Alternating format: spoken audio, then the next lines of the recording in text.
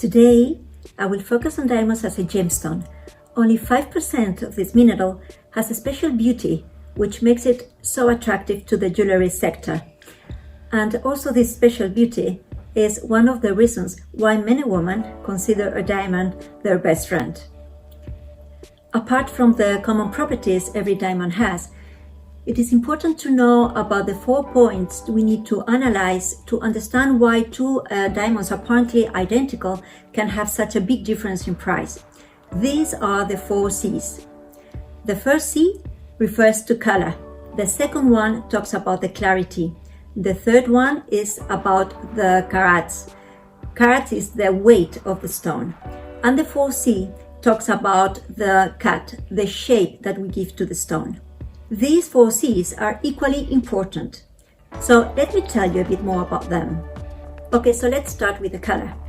The ideal color for a diamond will be the pure white one. There is scale which start with the letter D. If we take the alphabet, we don't use the first 3 letters A, B, and C.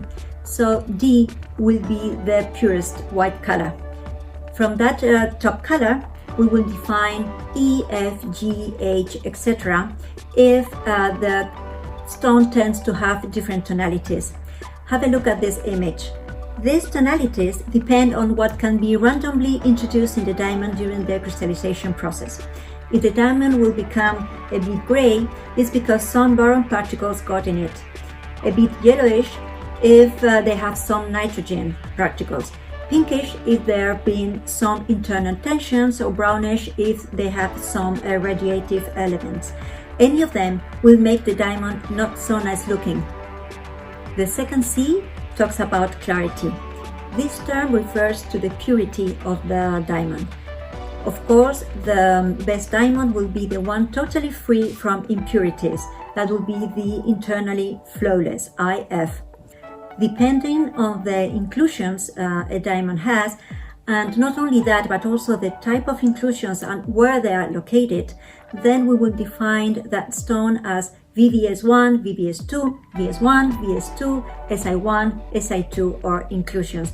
VVS1 means very, very small inclusions. VS means very small inclusions. SI means small inclusions, or I, which is already inclusions. If the diamond gets any worse than that, then it will not be valid for the jewelry sector, and then it will directly go to the industry. Another important thing is that all these inclusions must be seen with a 10 times magnifying glass. There are microscopes with much more precise loops, but officially what we cannot see through this 10 times magnifying loop, it is considered as not existing. This is a 10 times magnifying loop. It's a small tool, but should be enough to determine the clarity of the diamond. The third C refers to carats, the weight of the stone.